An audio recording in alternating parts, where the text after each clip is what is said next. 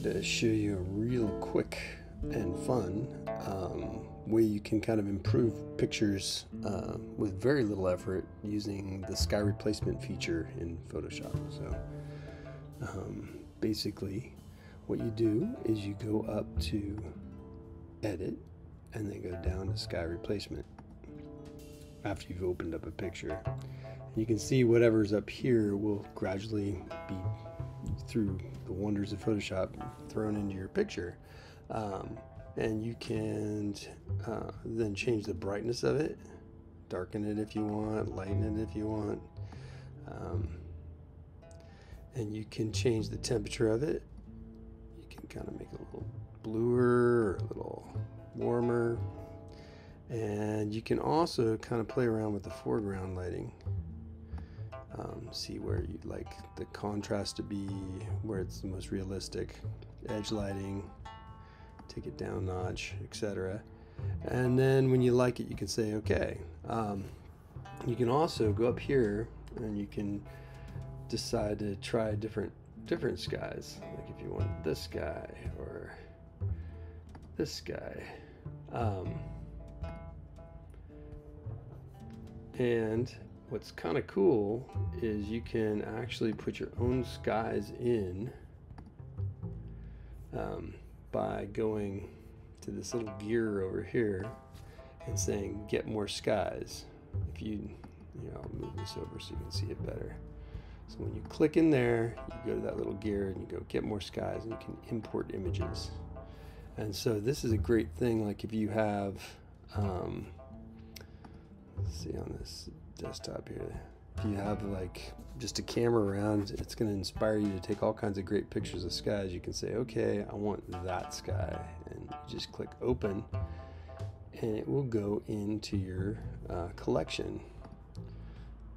You can see one of the problems that happens if you have a photograph that has, like, you know, a little bit of landscape in it. That landscape sometimes gets shoved into your picture, which can be not what you want. So anyway, if you go here, you can also change the scale to be a little bigger, and that'll sometimes get rid of the landscape. You can see how, like, I can get the clouds kind of larger in proportion, or so that's one trick to kind of play around with that. But have fun with it and kind of just play around with, like, adding different skies to this, so you don't just have their stock skies. You can also download free skies so you can get somebody else's, but I recommend kind of going out there into the world and finding some interesting skies and throwing them into your collection, so that you can then, if you have just a plain blue sky, can you know, alter it and play around with it. If you have the move tool selected, you can basically, if you're over here and you collect on that layer, you can then move the sky around according to, you know, however you want, whatever you think looks best in your picture that you're working on. You can kind of see how it disappears in the background, the sky you got going on. So more little tip I want to show you guys.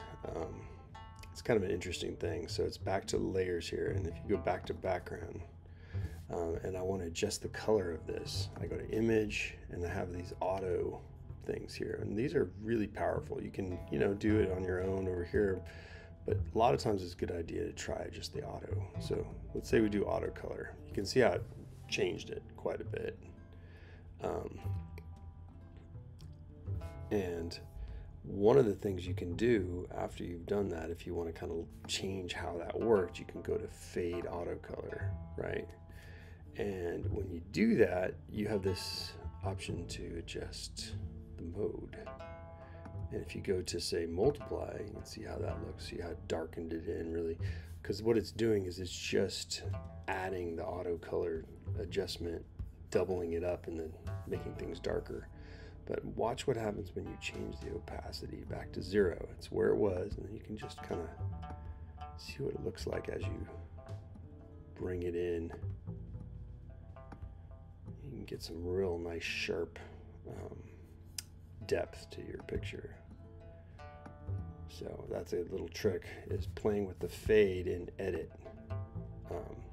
And it will only allow you to do that right after you've done something. So you can say, okay, cool.